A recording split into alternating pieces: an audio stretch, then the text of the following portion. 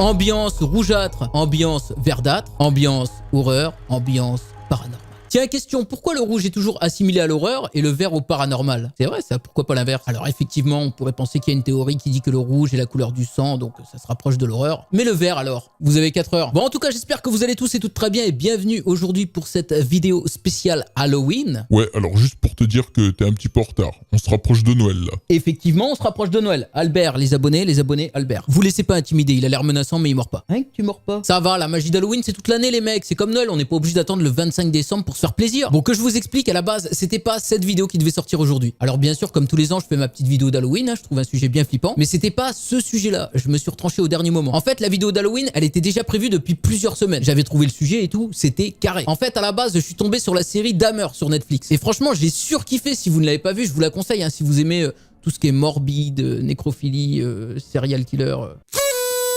Wouh, grosse ambiance. Bref, je mate la série et tout, je fais ça y est, j'ai mon sujet d'Halloween mon gars. Je finis la série, ni une ni deux, je m'installe sur mon PC, je regarde des interviews du vrai psychopathe Dahmer traduit en français, je vais lire des articles sur internet, j'écris la vidéo, j'ai sorti, vous voyez, 4-5 pages. Enfin, ces feuilles sont blanches, mais je l'ai vraiment écrit sur mon PC par contre. C'était pour illustrer et pour me prendre pour un écrivain aussi. Oui, il est vrai que... j'écris à mes heures perdues. Bref, j'ai v'là passé le temps à préparer cette vidéo et au final, j'ai mis tellement de temps à me décider de la tourner qu'en fait, le sujet, il est devenu ultra populaire et il y a trop de monde qui en ont parlé sur YouTube. Donc, je me suis dit, forcément, à mon avis, la majorité d'entre vous, vous en avez déjà entendu parler. Je voulais pas arriver après 2 semaines d'absence avec un sujet que vous avez peut-être déjà vu, en rajouter une tartine, poser ma cerise et qu'on me dise dans les commentaires, ouais, Jolat, t'arrives après la guerre. Effectivement, j'arrive après la guerre. Donc maintenant, c'est vrai que je me dis, peut-être que tout le monde n'en a pas entendu parler. Et puis après tout, chacun a sa façon de raconter les histoires, de faire ses vidéos avec son propre montage, mettre sa propre ambiance. Et je me dis, peut-être que vous voudriez voir cette vidéo. Donc dites-moi ça dans les commentaires. Et si je vois que vous êtes nombreux à vouloir voir cette vidéo, et ben je la sortirai. Maintenant, si je vois que dans les commentaires, vous n'êtes pas très chaud, bah je ferai d'autres recherches. On fera une vidéo sur la même thématique, mais avec peut-être un personnage moins populaire. Dites-moi tout ça dans les commentaires, je répondrai à tout le monde. Du coup, pour cette vidéo, je me suis retranché sur le sujet et je vais vous raconter pas une, mais 2 histoires d'horreur. Ouais. J'espère que tout le monde a mis sa couche. Ça fait un moment que j'ai pas lancé ce générique sur la chaîne. D'ailleurs, on me demande régulièrement à quand un nouvel épisode. Eh bien, mesdames et messieurs, bienvenue dans Enquête de Paranormal.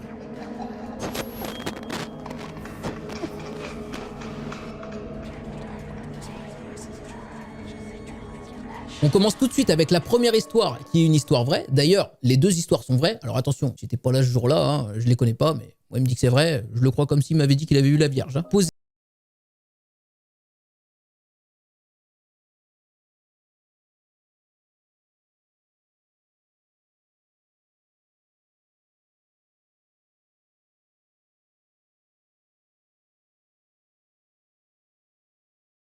Flippant, donc je me lance. Je vis dans une petite commune de la Savoie et depuis petit, j'ai l'habitude de crapahuter dans les montagnes, à pied, en VTT et même en ski. Je précise même que ça m'arrive souvent de dormir en refuge, seul ou avec des collègues. Donc ce jour-là, je pars très tôt, bien décidé à faire mon meilleur tour de vélo et rejoindre des copains à moi dans la soirée, dans un refuge qu'on fréquentait souvent. Bien évidemment, je suis équipé. Pompe, chambre à air, nourriture, beaucoup d'eau, duvet, hamac, réchaud, briquet, veste, chaussettes et chaussures de rechange. Trousse de survie, alcool, bougies, casserole, frontale. Mon sac à dos était donc volumineux. Je pars donc de ma maison vers 6h30 du matin et je voulais aller à un sommet que je n'avais jamais fait. Et je me suis donc lancé dans ce défi bien idiot. Nous étions en juin, donc il restait encore un peu de neige de l'hiver. Bref, je commence mon ascension pour arriver au sentier montant au pic que je visais.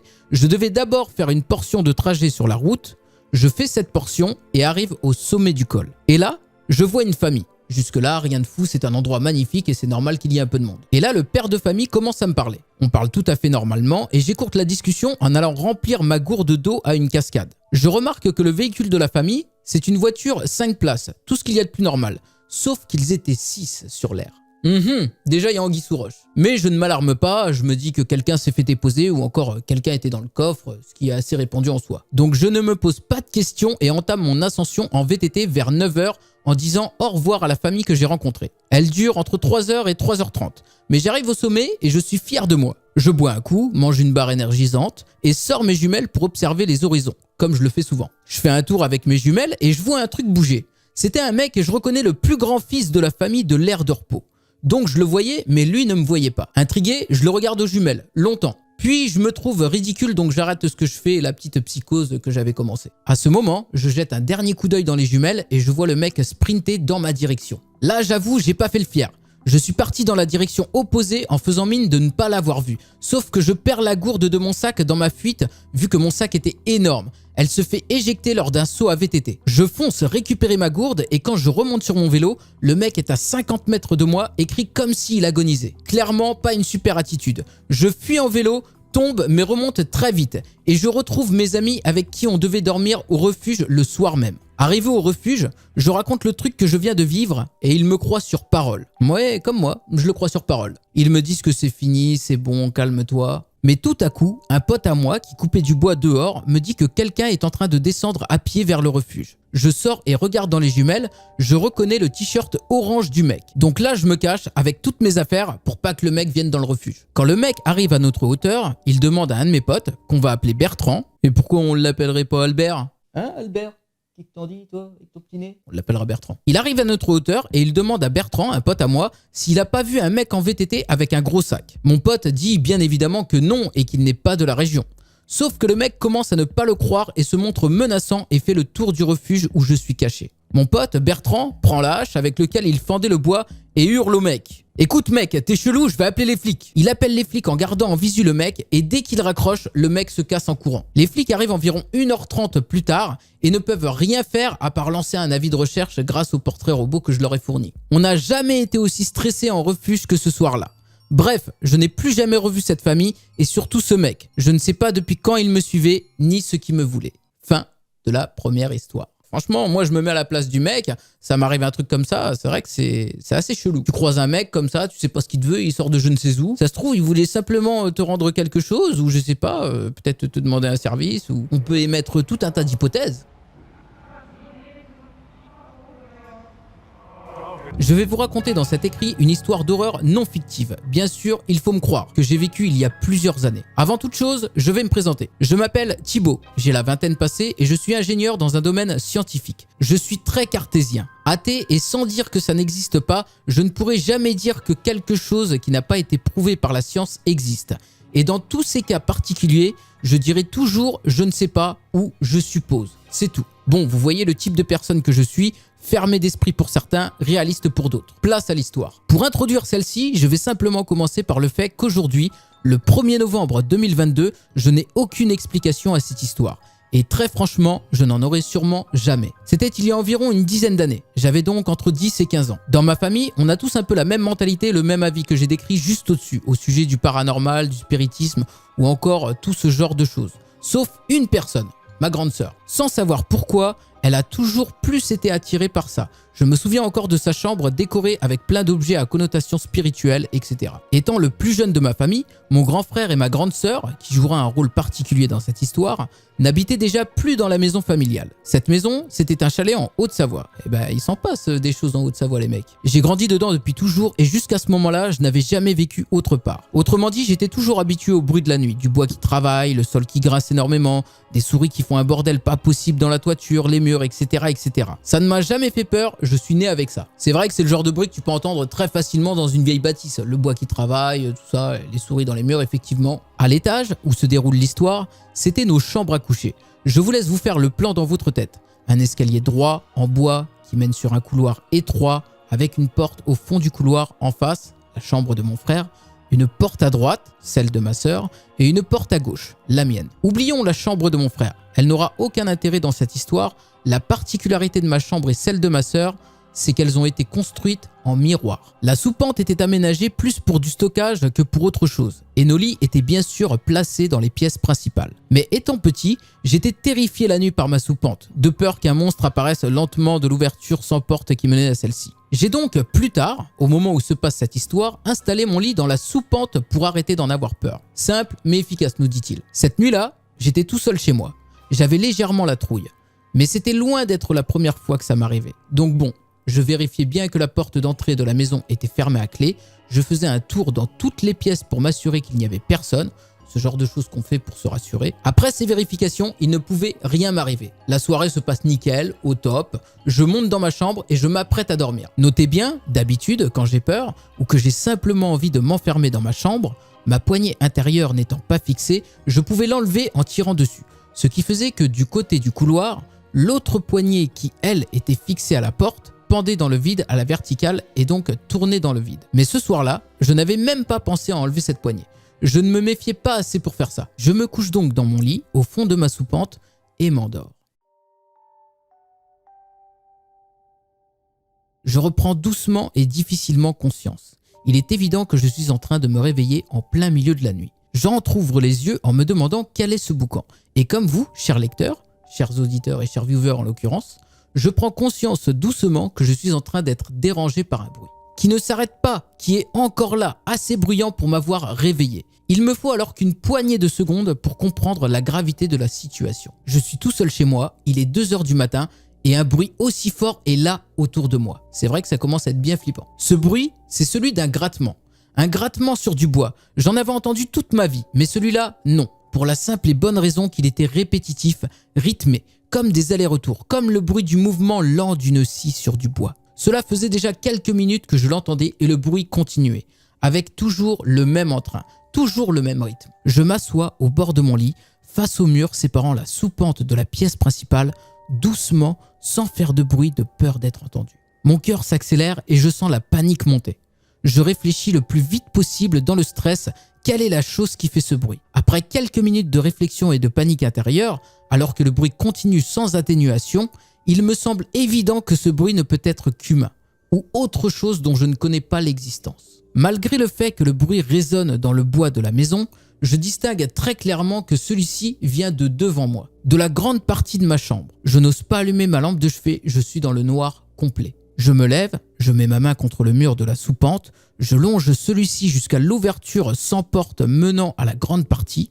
Le bruit continue, je sens dans ma main les vibrations dans le mur que je touche. Ma main se glisse dans l'ouverture, je la passe de l'autre côté du mur, je touche l'interrupteur de la grande pièce du bout des doigts, j'appuie sur celui-ci tout en faisant un pas dans la pièce.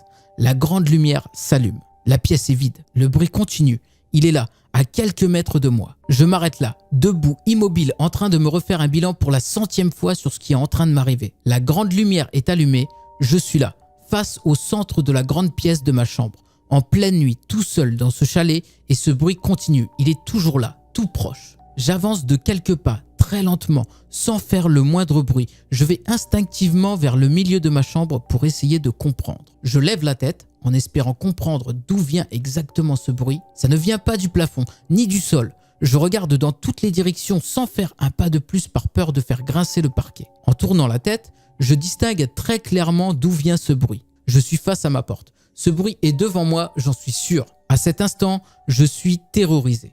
Je m'avance le plus lentement possible au plus près de ma porte pour me forcer à réaliser que c'était réel. Ce grattement répétitif, rythmé et puissant est juste là, à quelques centimètres de moi, de l'autre côté de ma porte, contre le bois de celle-ci, juste à la hauteur de mon visage. Je faisais peut-être 1m60, 1m70. Donc ça pouvait être clairement le grattement de quelqu'un qui se trouvait juste de l'autre côté du mur. J'ai le souvenir d'apercevoir la porte vibrer légèrement, mais dans la peur, ce n'était peut-être que mon esprit. Le bruit ne s'arrête pas. Je suis terrorisé, pétrifié, je suis là paralysé, le sang glacé devant tout ce qui est en train de m'arriver. Je devais me mettre en sécurité. J'approche le plus doucement possible ma main de la poignée de la porte. Je la saisis. Je sens encore les vibrations du grattement dans celle-ci. Je l'arrache d'un coup sec de la porte en faisant un pas en arrière pour m'enfermer. Ce fait d'enlever la poignée vient de faire un bruit très fort. Et ce bruit que je viens de faire stoppe net ce grattement épouvantable. Je suis resté là, à 1 mètre de ma porte, grande lumière allumée, avec la poignée dans ma main, immobile dans un silence total, pendant peut-être une bonne heure. Pendant tout ce temps, au-delà de la paralysie et de la peur, j'écoutais si je n'entendais pas des bruits de pas dans les escaliers, pour voir si quelqu'un redescendait au rez-de-chaussée. Ou encore si je n'écoutais pas des bruits de pattes ou n'importe quoi d'autre pouvant m'apporter une réponse sur ce que je venais de vivre. Pas un seul bruit pendant 1 heure à partir de la seconde où j'avais arraché cette poignée. Je n'ai plus jamais entendu ce bruit de ma vie et je n'ai jamais rien vécu d'autre de paranormal. Le surlendemain, bien sûr j'en parle à mes parents, dû à mon jeune âge, ils n'ont pas pris ça plus au sérieux que ça. Mais ma mère m'a regardé et m'a répondu avec un air sarcastique. C'est marrant mais j'ai une petite anecdote là-dessus, mais ça ne te rassurerait pas, ce n'est vraiment pas utile que je t'en parle maintenant. J'ai dû lui répondre, bah c'est déjà trop tard, t'en as déjà trop dit et je suis déjà mort de trouille. Et je l'oblige donc à me raconter l'histoire. Elle me dit que peu de temps après la séparation avec mon père, ma sœur étant partie de la maison familiale, ma mère est allée dormir dans la chambre de ma sœur pendant un moment. Et tous les soirs, avant d'aller se coucher, c'était impossible pour elle de s'endormir sans être allée jeter un coup d'œil dans la soupente de sa chambre pour vérifier je ne sais quoi. 2 mois plus tard, je fais une soirée chez moi avec une dizaine de personnes, dont une amie à moi qui prétend sentir les choses dans certains endroits. Pour rire, alors même que je ne lui avais jamais raconté cette histoire, je lui dis de venir avec moi faire un tour dans les pièces de la maison pour me dire en rigolant si elle ressentait quelque chose. On fait toutes les pièces du rez-de-chaussée. RS. On fait la chambre de mon frère. RS. Ma chambre. RS. J'ouvre la porte de la chambre de ma sœur et je fais quelques pas jusqu'au milieu de celle-ci. Au moment où je me retourne pour avoir son ressenti, alors qu'elle fait un premier pas dans la chambre, j'aperçois son visage qui se métamorphose. Un frisson me traverse tout le corps. Elle se retourne d'un coup sec et descend en courant en me criant « Je ne peux pas, je ne peux pas !» À la suite de ça, elle m'a simplement expliqué qu'elle avait ressenti quelque chose d'extrêmement dérangeant et insupportable, spécialement au moment d'entrer quand elle s'est tournée en direction de la soupente. Plusieurs années plus tard, lors de mon BTS, je raconte cette histoire à des amis à moi lors d'une soirée. Une fois terminé, l'un de mes meilleurs amis me dit qu'il s'intéresse beaucoup à ce genre de phénomène et il commence à me poser des questions sur ma sœur. Il me demande si elle a vécu des choses compliquées étant petite. Je lui explique donc que oui, elle a énormément souffert dû aux autres enfants, type harcèlement, etc. Il revient me voir plus tard dans la soirée et me montre une photo d'une entité. Il m'explique que c'est un démon qui est lié à la souffrance enfantine. Je prends son téléphone pour voir cette image de plus près et j'aperçois dessiné au bout des membres de cette entité de longues griffes. Un frisson me traverse le corps. Je coupe court à la discussion et nous continuons notre soirée. Fin de l'histoire les mecs. Franchement, j'étais à fond dedans. Tellement à fond que même le chat il m'a foutu les boules quand il s'est levé. J'espère vraiment que je vous ai mis à fond dedans également. En tout cas, j'espère que cette vidéo vous a plu. Si vous voulez en voir d'autres, vous me dites tout ça dans les commentaires et Jolot Belmar se fera un plaisir de vous raconter d'autres histoires horrifiques. N'oubliez pas le petit pouce bleu en partant, ça me ferait plaisir. N'hésitez pas à vous abonner à la chaîne. Et bien sûr, toujours pour soutenir, si vous voulez acheter vos jeux vidéo moins chers, ça se passe sur G2A, le lien est dans la description. Moi, je vous dis à bientôt pour de nouvelles aventures. Dormez bien, bonne nuit. Ciao. Non, je vous jure. No joke, j'ai entendu un bruit chez moi et je suis tout seul. Je crois que c'est le compteur qui a sauté parce que c'est les heures creuses. 2h26 du matin. Oui, il est tard.